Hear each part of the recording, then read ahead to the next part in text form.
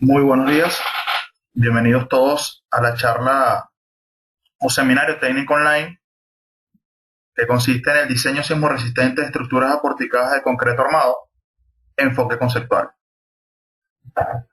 Lo primero quisiera saber es que si todos me escuchan, ¿okay? No tenemos ningún tipo de problema de audio, pueden escribirme al chat confirmando el audio de la charla o del seminario.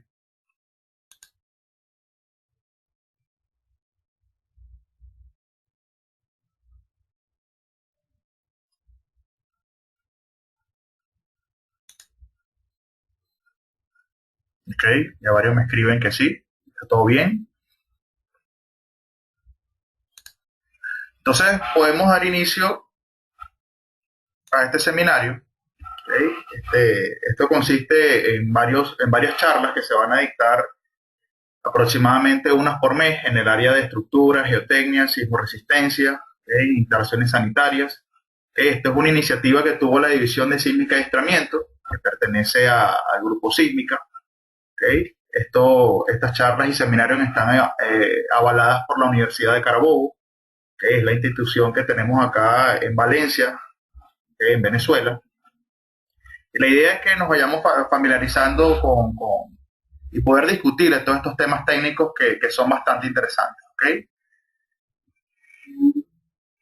Yo soy el ingeniero Joel Curreri, ingeniero estructural de la empresa Sísmica CA. ¿Okay? Actualmente me desempeño como profesor en la rama de concreto armado y proyectos estructurales de concreto de la Universidad José Antonio Páez, aquí en Valencia, Venezuela. ¿Okay? Y les doy a todos la bienvenida para iniciar este seminario.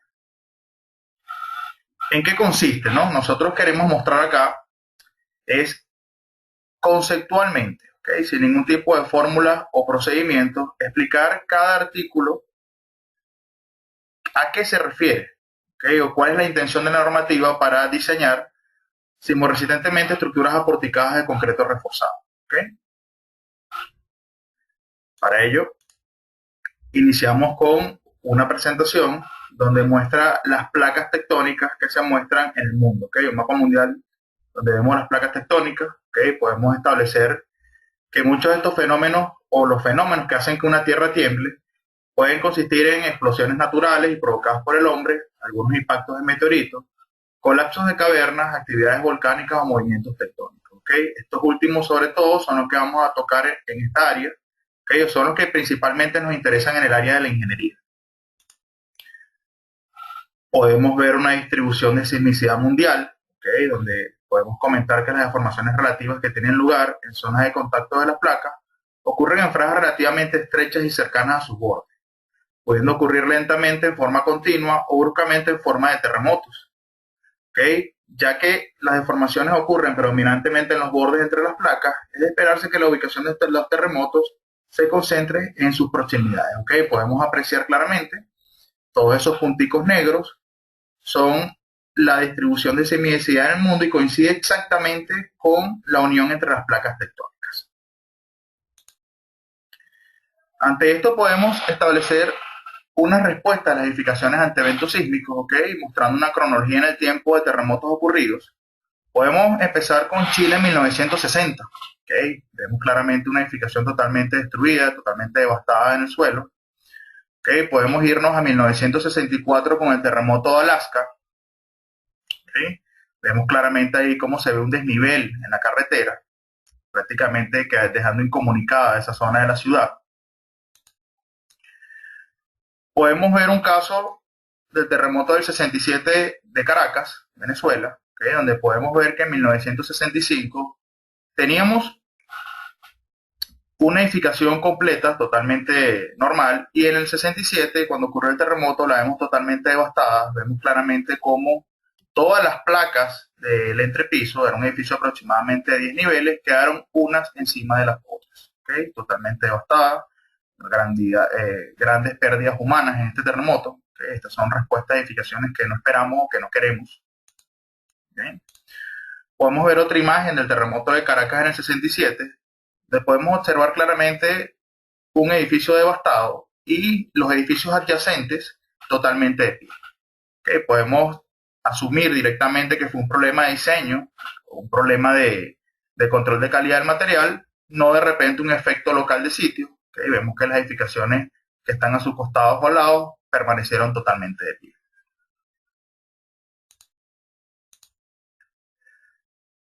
Vemos claramente ahora en el septiembre del 85 el terremoto de México, ¿okay? Un caso similar al de Caracas, donde quedó una edificación totalmente devastada, donde se muestran las placas del edificio una encima de la otra.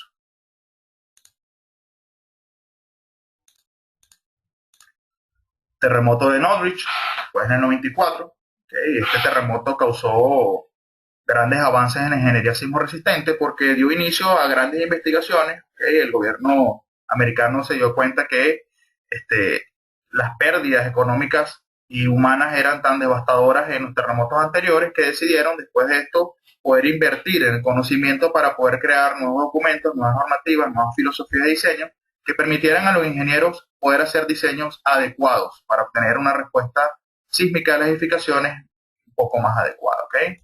Luego podemos mencionar en 1995 el terremoto de Japón Kobe, donde vemos claramente un viaducto totalmente devastado en el suelo.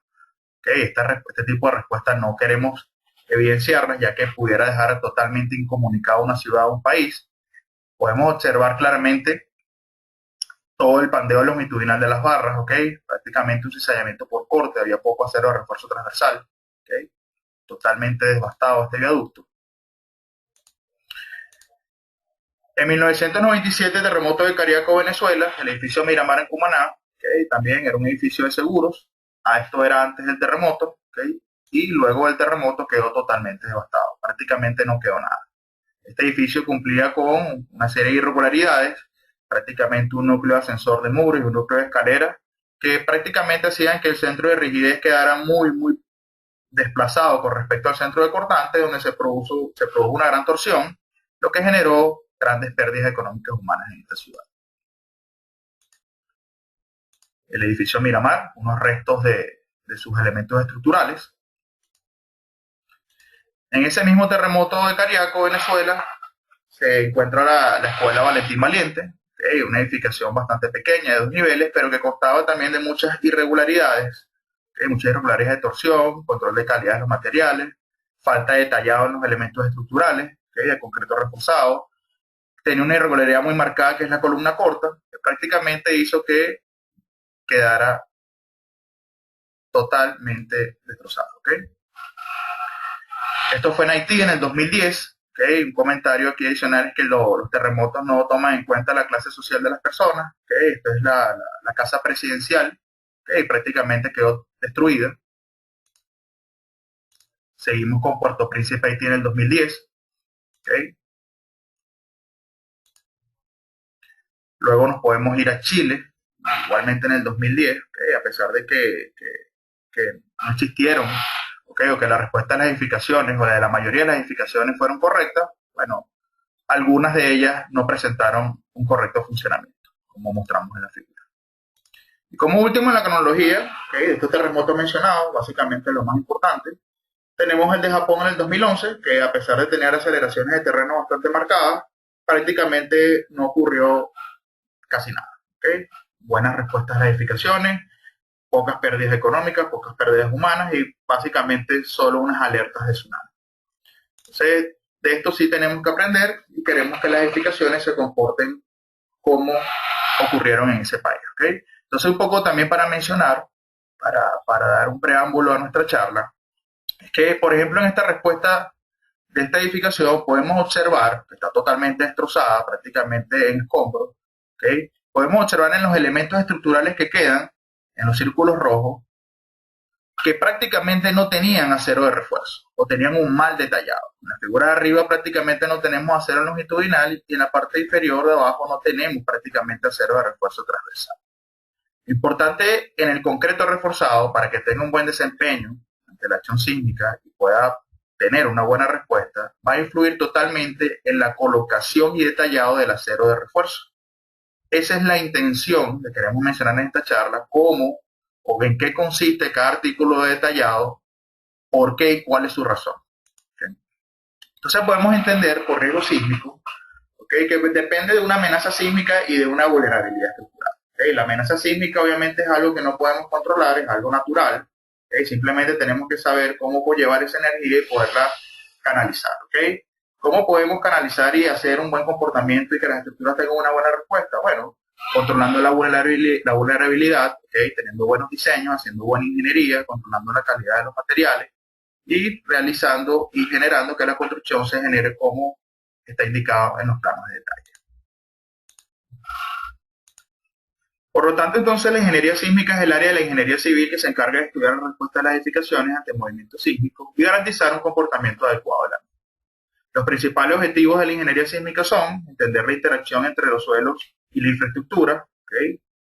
Prever las potenciales consecuencias de fuertes terremotos en áreas urbanas y sus efectos en la infraestructura, diseñar, construir y mantener estructuras que resistan a la exposición de un terremoto, más allá de las expectativas y un total cumplimiento de los reglamentos de construcción. Tenemos que entender que el sismo representa energía inducida en la edificación y los ingenieros somos los encargados de que parte de esa energía sea disipada por el sistema. Entonces, básicamente, los códigos normativos, ¿okay? En casi todos los países, manejan dos criterios de análisis y diseño sismo resistente. Tenemos el criterio tradicional, que es que prácticamente están en todas las normas de Latinoamérica, ¿okay? Que básicamente consiste en que el sismo, cuando ocurra, nosotros podamos canalizar esa energía y mediante deformaciones inelásticas en los elementos podamos disipar la energía. ¿Qué estoy diciendo con esto? Que bueno, que realmente nosotros vamos a permitir un daño en la edificación para poder disipar esa energía. Lo único que ese daño tiene que ser controlado, tiene que ser en zonas donde nosotros queramos para fijar una buena respuesta a la edificación. ¿Okay? Entonces el criterio tradicional se basa en permitir daño en los elementos estructurales, ¿okay? Bajo deformaciones inelásticas, y los criterios modernos tratan es de colocar un dispositivo, ya sea mecánico, como por ejemplo un amortiguador, un disipador de energía, un aislador, que ese elemento colocado cuando ocurre el terremoto, él sea el capaz de disipar la energía y de deformarse y de dañarse. Con la finalidad, luego de que la edificación quede operativa, yo simplemente llegue y desprenda el dispositivo y coloque uno nuevo. ¿Okay? Si nos vamos al criterio tradicional y mencionamos, pudiera quedar una edificación para un sismo severo prácticamente inservible, ¿okay? Totalmente dañada, que lo que se genera prácticamente, o lo que se quiere es que las personas salgan con vida, pero luego de repente el edificio hay que demolerlo y queda totalmente inservible. ¿Okay? Eso es lo que busca el criterio moderno, que eso no ocurra, y que simplemente después del terremoto que se dañe el dispositivo, la edificación pueda quedar operativa. ¿Okay? Poco para mencionar los dos criterios. Nosotros vamos a explicar o vamos a trabajar en esta filosofía con el criterio tradicional. ¿Okay? Vamos a entender cómo la norma con sus artículos presiona y fija ciertos requerimientos detallados para que puedan ocurrir daños controlados y por ende se pueda disipar energía de forma adecuada. Para entender algunos aspectos de la norma podemos hablar de ductilidad, ¿okay? Hay que fijar unos conceptos importantes. Y la ductilidad es la capacidad de una estructura, un miembro o una sección estructural de incursionar en deformaciones en rango inelástico sin pérdida apreciable de su resistencia. ¿Okay? La ductilidad es una propiedad muy importante de una estructura que debe resistir efectos sísmicos, ya que elimina la posibilidad de una falla súbita de tipo frágil. Y además pone en juego una fuente adicional importante de amortiguamiento. La ductilidad puede medirse de diversas maneras, ¿okay? Por lo general en un diagrama de esfuerzo de deformación basta con hacer la relación entre la deformación última unitaria entre la deformación cedente, ¿okay? O por ejemplo como miembros para flexión se trabaja mucho con la curvatura última entre la curvatura cedente y un diagrama de momento curvatura. ¿Okay? Podemos por ejemplo fijar ahí cuánto es la ductilidad de una sección. Otro concepto importante es la rótula plástica. ¿Okay? La rótula plástica son regiones de daño concentrados en la estructura en la cual frecuentemente es irreparable. Es una zona de excedencia cuya formación se inicia en una sección de un miembro estructural cuando en esta se excede el momento de excedencia del material y por lo tanto se tienen altos niveles de formación sin un incremento notable de la carga. ¿Okay? El criterio tradicional, el daño que nosotros permitimos que ocurra, esa deformación en el rango inelástico, es lo que llamamos nosotros como rótula plástica. Bajo ese mecanismo nosotros logramos disipar energía. ¿Okay? ¿Con qué finalidad? Bueno, con hacer estructuras altamente económicas, no costosas, ¿okay? Y la finalidad es simplemente salvar vidas, ¿okay? Que la persona después del evento sísmico, ¿okay? Pueda salir adecuadamente de la edificación. Otro concepto muy importante es la disipación de energía, ¿ok? O la relación que existe entre la utilidad y la disipación de energía. Y para eso voy a mostrar un ciclo de histéresis. ¿Ok? Básicamente es agarrar un elemento, que tenemos acá, un grado de libertad, donde le aplicamos una fuerza horizontal y medimos una deformación. Esto se va incrementando poco a poco, ¿ok? De un valor cero hasta un valor que incremente una deformación plástica y luego se cambia el sentido, se empieza a descargar y se carga en la otra dirección, ¿ok? Para hacer la secuencia de esto, vemos claramente en la gráfica que tenemos la carga B por acá, el desplazamiento en el eje X, y empiezo con un nivel cero de carga y cero de deformación. Al yo ir subiendo esa carga horizontal, puedo ir viendo que se va incrementando la deformación de forma lineal, hasta que llegue un punto donde ocurre la ascendencia del material. Voy manejando deformaciones plásticas, ¿ok? Sin mucho incremento de la carga. Llega un punto, por ejemplo el punto B, donde simplemente empiezo a descargar el material, o empiezo a descargar la edificación, o el elemento que estoy ensayando. Llega un punto donde ya no tengo carga cero, tengo una deformación remanente, porque obviamente está asociada a un estado plástico, y empiezo a cargar en el otro sentido. Hasta que vuelvo a hacer el mismo ciclo, llego a una deformación plástica, vuelvo a descargar, y vuelvo a cargar en el otro sentido para simular varios ciclos de carga. ¿Qué logro yo con este dibujo del ciclo de histéresis? Logro conseguir o evaluar el comportamiento del material ante carga cíclica. Entonces puedo, por ejemplo, características de este diagrama resultante, ¿okay?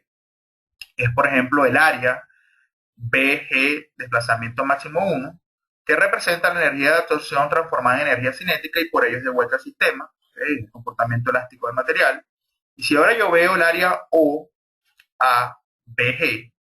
¿okay? Esa representa la energía de disipación que se debe al trabajo interno realizado en las secciones críticas o rótulas plásticas y que no se devuelve al sistema, ¿okay? Esa es la energía disipada por el daño. Yo lo enfoqué al primer cuadrante, ¿okay? Pero si yo veo todo el ciclo, ¿okay? Todo este círculo completo, toda esta área que engloba el lazo de histéresis me da una idea de cuánto es la energía disipada. Entonces puedo aclarar que tanto la capacidad de absorción de energía como la disipación de energía dependen de la ductilidad, aunque son conceptos diferentes.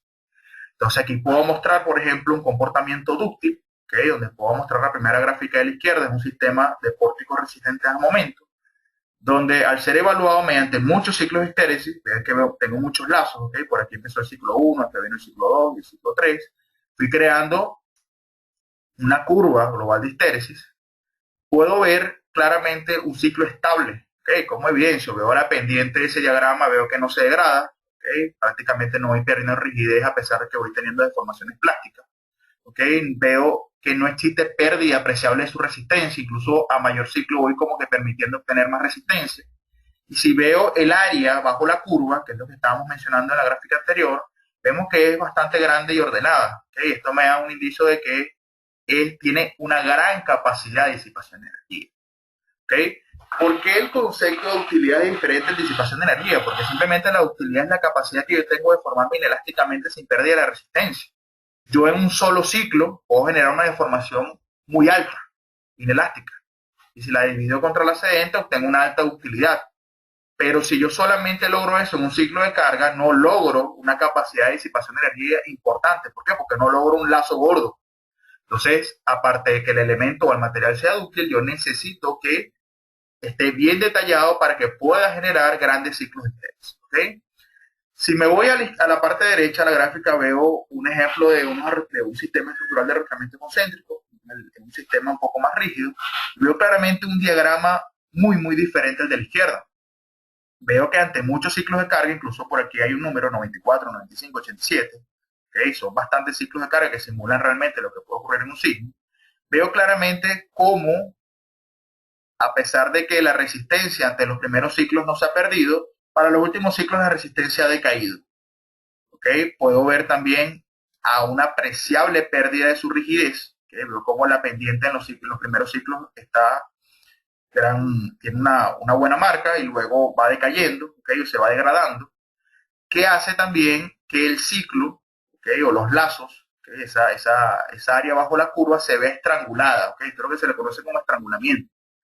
Prácticamente tengo consideraciones muy desfavorables, tengo pérdida de resistencia, pérdida de rigidez y no tengo una alta capacidad de disipación de energía. ¿Ok? Por lo tanto, esto es un sistema que desde el punto de vista sismorresistente en comparación a la utilidad y disipación de energía de lo que aporta un sistema resistente a momentos, tiene grandes desventajas. ¿Ok?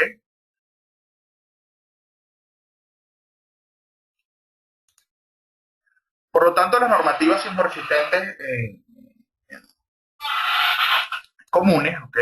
Se basan en su enfoque de diseño es un criterio tradicional, ¿okay? Es lo que más está desarrollado, que se basa simplemente en la disipación de energía en el rango inelástico de formación de los elementos estructurales, ¿okay? Sin tratar de arriesgar vidas humanas.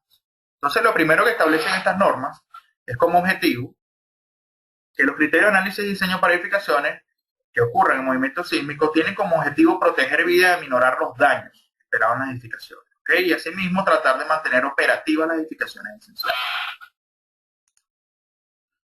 Ok, entonces lo más importante que hay que aclarar es cómo nosotros generamos que la estructura pueda tener deformaciones del rango inelástico. ¿Cómo logramos eso? ¿Cómo nosotros podemos lograr que la estructura realmente tenga un daño y que podamos disipar la energía? Entonces lo primero es cómo permitimos que la edificación pueda entrar en deformaciones inelásticas, ya que nosotros hacemos diseños prácticamente elásticos.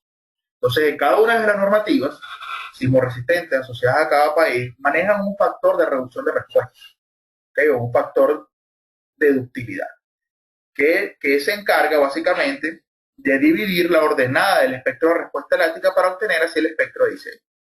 Entonces, esta curva roja que tenemos acá es el espectro de diseño, donde tenemos la aceleración, ¿okay? Frente a un periodo de vibración. Y este es el espectro de diseño elástico, ¿okay? Para un factor de ductilidad, un factor de reducción de respuesta igual a 1. ¿Okay? Si nosotros le aplicamos un R, que puede ir de 1 a 6, por lo menos en el caso de ciertas normativas en Latinoamérica, otras normativas manejan unos factores un poco más altos, yo simplemente divido esa ordenada y obtengo el espectro azul, ¿okay? Que sería el espectro de respuesta inelástica. ¿Okay? ¿En qué consiste esto? Consiste en que si yo diseño con estas aceleraciones que yo obtengo para este espectro, obtengo un diseño totalmente elástico. ¿Okay? Prácticamente la edificación jamás entraría en un rango inelástico. Y si yo le aplico ese R, ¿okay? Lo que estoy haciendo es básicamente en relación reducir esa fuerza sísmica y diseñar bajo una fuerza sísmica menor. ¿Okay? Hago igual un diseño elástico, ¿okay? De análisis de fuerza sísmica, pero realmente es como si estuviese engañando a la edificación, porque cuando ocurre el terremoto, realmente va a venir la fuerza que está aquí en rojo. Y toda esa diferencia, que puede ser 6, 5 veces menos, que dejé de colocarle de fuerza, la sacrifico en ductilidad. Entonces permito que la edificación, cuando ocurra la verdadera fuerza sísmica, exceda el comportamiento lineal de ciertos elementos estructurales, puedan incursionar al rango inelástico, y lo que me queda a mí entonces es controlar el daño, o sea, este requerimiento de utilidad, dársela en detallado a la estructura de concreto reforzado para que pueda aguantar toda esta fuerza sísmica adicional que yo no estoy considerando en el diseño. ¿Okay? Espero que se haya entendido este concepto, que es sumamente importante, porque ahora se engloba con el concepto de nivel de diseño. ¿Okay? El nivel de diseño es un concepto altamente importante porque es la conexión de la norma sismoresistente, que es la que te da las normativas para calcular la fuerza sísmica, ¿okay? Con los códigos de construcción y de diseño, tanto en concreto armado como en acero estructural. Es necesario recordar que un nivel de diseño más alto exige estructuras con mayor capacidad útil, es decir, con capacidad de disipar energía en el rango inelástico de formación. El nivel de diseño es el conjunto de requisitos normativos asociados a un determinado factor de reducción de respuesta, que se aplica en el diseño de miembros del sistema resistente sismo, tipificadas en la norma. ¿Okay? Básicamente, una estructura de concreto reforzado, el nivel de diseño lo que me va a predominar es la cantidad de elementos o de consideraciones exigentes detallados que yo tengo que colocar para lograr la ductilidad y disipación de energía necesaria que yo quiero bajo el factor de reducción de respuesta que asumí. ¿Okay? Si yo coloqué, me devuelvo a la gráfica anterior, si yo diseñé, por ejemplo, bajo un espectro totalmente elástico sobre la máxima fuerza, yo no necesito un nivel de diseño alto, no necesito un gran requerimiento en los elementos porque la estructura no debería entrar en incursiones de formación inelástica. Ahora, si yo reduje la fuerza sísmica hasta 6, 7 veces, estoy requiriendo un grado de utilidad elevado, es decir, la edificación va a incursionar en el rango inelástico. Yo necesito equipar y preparar esa edificación desde el punto de vista detallado y de diseño para que pueda absorber toda esta fuerza sísmica que estoy dejando de tomar en cuenta y considerar para que pueda incursionar adecuadamente, obtener una buena respuesta. ¿Okay? Por lo tanto, para niveles de diseño importantes o factores de utilidad de requerimiento importantes, yo necesito tener más exigencia en el diseño y en el detallado. ¿Okay? Los niveles de diseño que se establecen prácticamente son tres. ¿Okay? Estoy mencionando la normativa venezolana. Por ejemplo, a nivel de diseño 1 para bajo riesgo sísmico o menores. ¿Okay? El ACI utiliza el concepto de elementos ordinarios, ¿okay? O de pórticos ordinarios. Cuando yo me voy a un nivel de diseño 2, ¿okay? La semejanza al ACI es un nivel intermedio o de pórticos resistentes a momentos intermedios. ¿Okay? Esto es simplemente para un riesgo mediano o sismos moderados. ¿Okay? Y para un nivel de diseño 3 o un pórtico resistente a momento especial, ¿okay? Un special moment frame, cuando estamos en presencia de alto riesgo o sismos intensos. ¿Okay? Lo que no hay que perder de vista es que independientemente de estos conceptos que estoy reflejando en esta lámina, no nos podemos desligar del factor de reducción de respuesta, del factor de utilidad, porque de la mano de lo que yo requiere de utilidad, yo tengo que utilizar el nivel de diseño. Un poco para entender, ¿okay? Bajo la filosofía de la CI, si yo tengo un elemento ordinario, ¿okay? Veo que tengo un detallado un poco escaso, ¿okay? Y asocia su diagrama de esfuerzo de formación a que puedo obtener una fuerza, pero no puedo lograr grandes deformaciones inelásticas. ¿Okay? Prácticamente estoy en presencia de una fragilidad o de una falla frágil. Si yo me voy a un elemento intermedio, veo que tengo disposiciones de acero de refuerzo detalladas un poco más exigentes, ¿okay? Más comprometido en una zona donde ocurren las solicitaciones máximas, ¿okay? Y de repente con este detallado de elemento intermedio puedo lograr una fuerza equivalente, pero una mayor deformación en el rango inelástico. ¿Okay? Tengo asociada una mayor ductilidad. Recuerden que la ductilidad es la última deformación dividida entre la deformación cedente. Ahora, si yo tengo un elemento especial, ¿okay? Para alto riesgo sísmico y para un factor de ductilidad requerido elevado, yo tengo un buen detallado de acero refuerzo, bien exigente, en las zonas donde va a haber la concentración de esfuerzo, porque ahí es donde va a ocurrir el daño esperado. Bueno, simplemente puedo lograr, mediante un detallado, una mayor deformación inelástica. Por lo tanto, una mayor ductilidad. ¿Okay? Entonces, los requisitos de diseño y detallado deben ser compatibles con el nivel de disipación de energía supuesto en el cálculo de fuerza sísmica de diseño. Para facilitar esta compatibilidad, se usan especificaciones con los términos de ordinario, intermedio y especial. Entonces, podemos entrar, ¿okay? A las estructuras de concreto reforzado, que es lo que nos interesa. ¿Okay? Lo primero que tenemos que entender ante todo es el comportamiento estructural del concreto.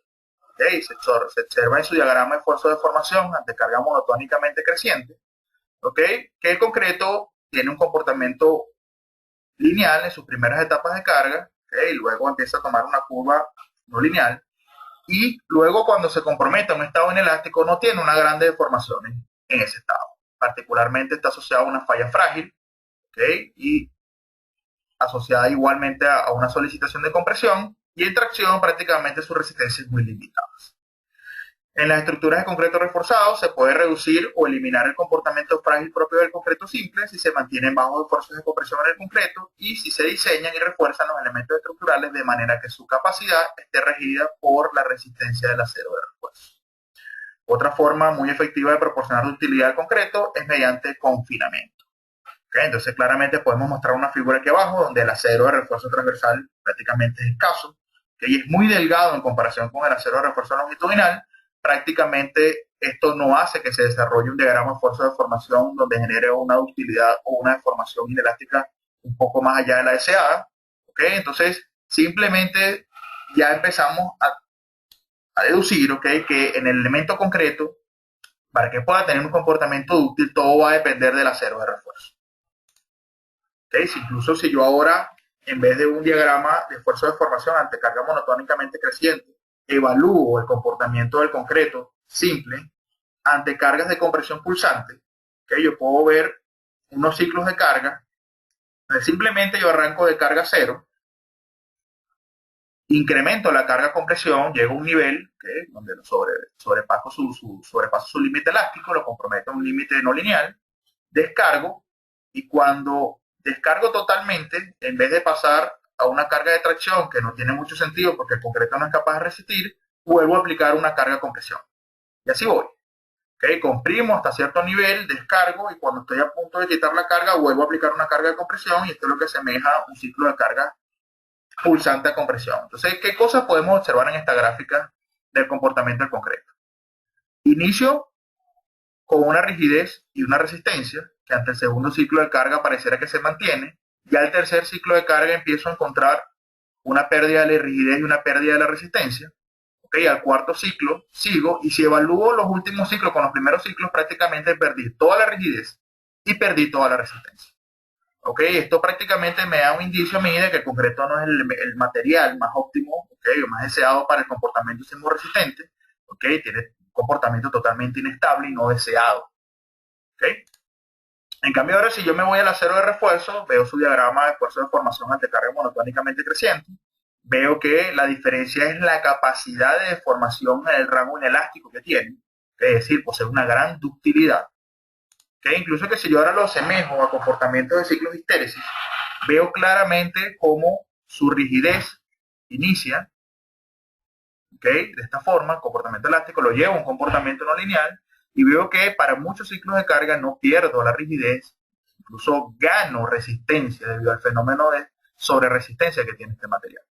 Incluso si lo mido a nivel del lazo gordo o el área bajo la curva de este ciclo, veo que tiene una alta capacidad de disipación de energía.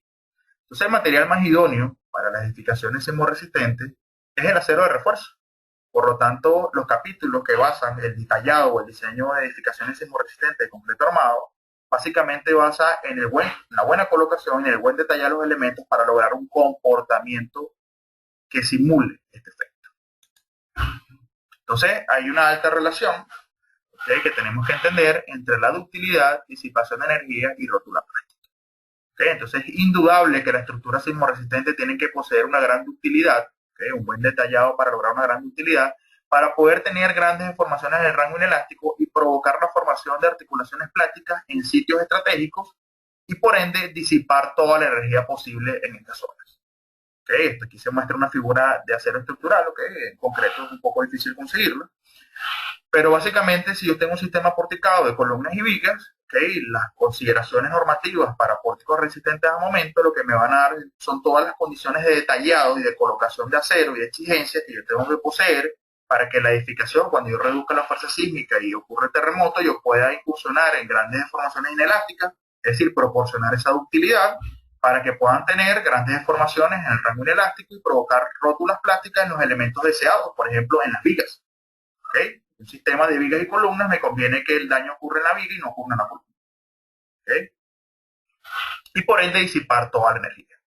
Si ahora muestro un ciclo de histéresis, un elemento ahora de concreto reforzado, que incluso veo que abajo de la figura muestro tres casos, un A, un B y un C, yo puedo apreciar que el caso A es como quien dice el que tiene un acero de refuerzo transversal un poco más exigente, a una menor separación. El caso B tiene asociado a una separación un poco mayor.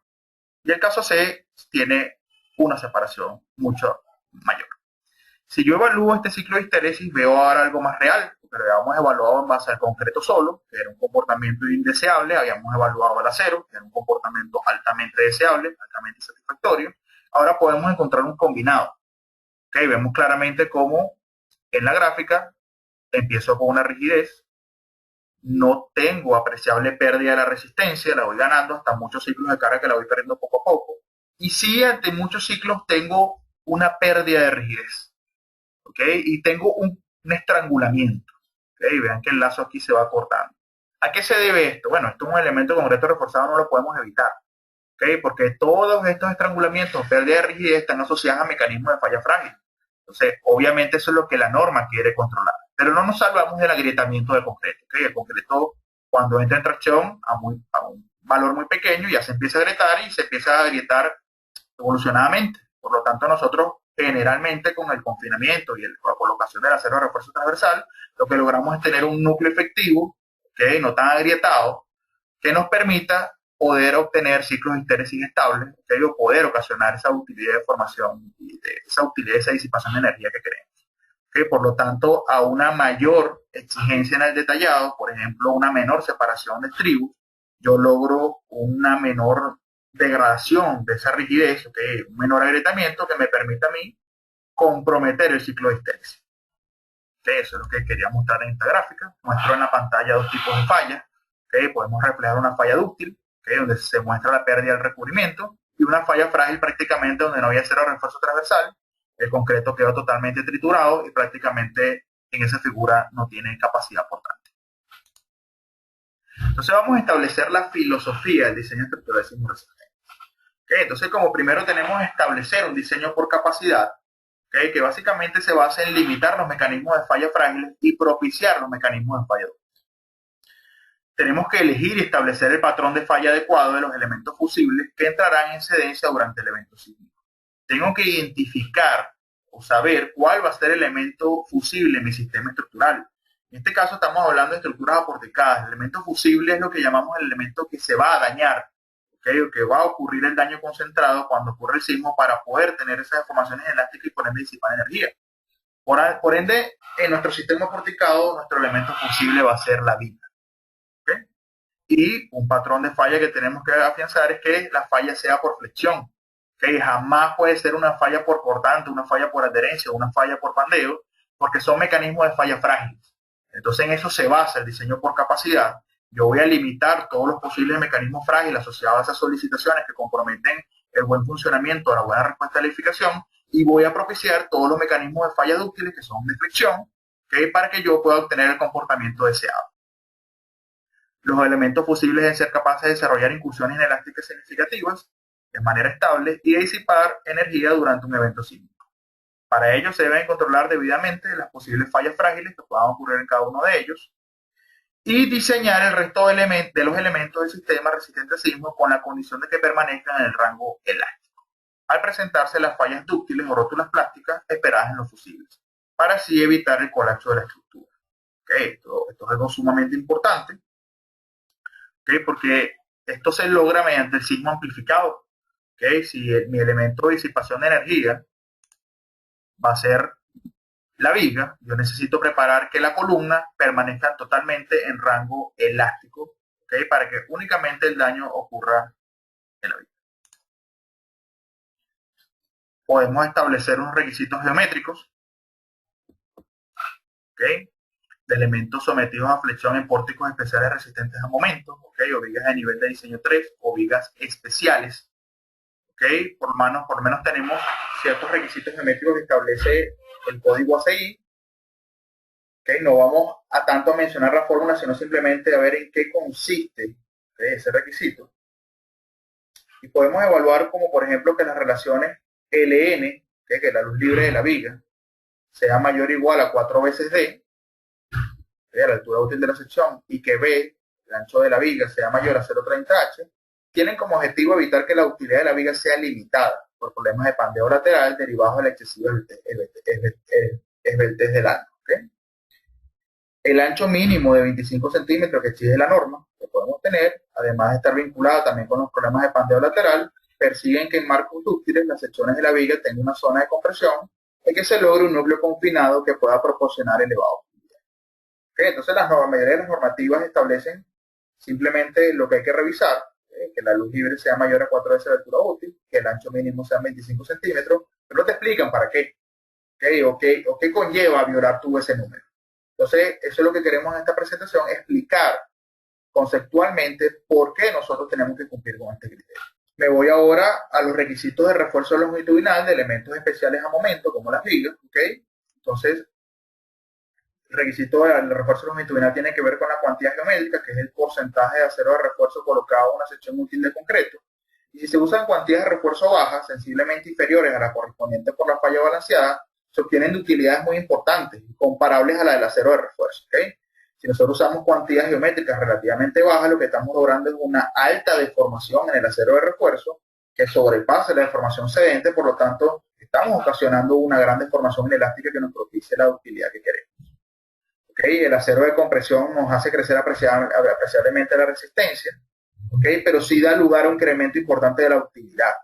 Entonces, tenemos que aclarar aquí un punto, es que la normativa, por ejemplo, ACI, en sus capítulos de requerimiento de acero de refuerzo longitudinal, todo busca que la sección, todos los cálculos lo asemejan a la fórmula de secciones simplemente reforzadas. La colocación de acero de refuerzo en la zona comprimida, de secciones doblemente reforzadas, no es un criterio de resistencia, es simplemente un criterio de ductilidad. El hecho de que yo pueda tener secciones doblemente reforzadas incrementa apreciablemente la ductilidad del sistema. ¿Okay? Entonces, todas las fórmulas de resistencia a flexión y de cuantía que vayamos a utilizar tienen que ser con secciones simplemente armadas. ¿Okay? Es también recomendable no exceder un máximo absoluto de 2,5% de cuantía de refuerzo. ¿Okay? Prácticamente es la cuantía máxima que establece el código ACI, el capítulo 21, en cualquier lecho para evitar congestionamiento del refuerzo, ya que cuando la cuantía de refuerzo en tracción es elevada, la utilidad se reduce. ¿Okay? Y es un concepto muy importante. Si yo tengo una sección muy llena de acero de refuerzo, muy congestionada, prácticamente no la sobreesfuerzo mucho o no sobreesfuerzo mucho ese acero, no tengo altas deformaciones y puedo caer en que la deformación asociada al acero de refuerzo sea menor que la excedente. Eso conllevaría una falla a compresión del concreto que sería de tipo frágil y no lograría las utilidades y requerimientos necesarios. Okay, un resumen de lo que dispone el ACI. Okay. Para el acero de refuerzo longitudinal, vean que tengo exigencias de la colocación del acero. ¿Okay? Si yo tengo un acero negativo en el apoyo, el positivo por requerimiento normativo tiene que ser por lo menos la mitad de este valor. Es decir, si yo aquí por cálculo obtuve 10 centímetros cuadrados y aquí obtuve 2, obtuve 0, yo tengo que colocar acá por lo menos 5 centímetros cuadrados. ¿Qué busca la norma con esto? Bueno, busca que el acero en el apoyo, cerca del nodo, se parezca mucho al acero negativo al acero positivo. ¿Con qué finalidad? De tener una sección doblemente reforzada, no por resistencia, sino que me proporcione la utilidad necesaria, porque en esta zona de la viga es donde yo tengo los máximos esfuerzos concentrados por sismo. Por aquí es donde se va a iniciar la cedencia flexión, por lo tanto la rótula plástica se va a formar por acá. Por lo tanto, yo necesito que en esta zona de la viga y en esta zona de la viga, incluyendo esta, en la cara de los apoyos, yo pueda tener ductilidades importantes. Entonces, la finalidad de esta porción de secciones doblemente reforzadas que me exige en la disposición del acero de refuerzo longitudinal, el ACI, no es una disposición por resistencia, ¿okay? Es simplemente por requerimientos de ductilidad. También me exige que el acero positivo tiene que ser por lo menos el máximo negativo entre 4, ¿okay? El 25% por lo mínimo del acero negativo más grande de los apoyos, ¿okay? Para lograr también unos criterios y requerimientos de ductilidad apreciables.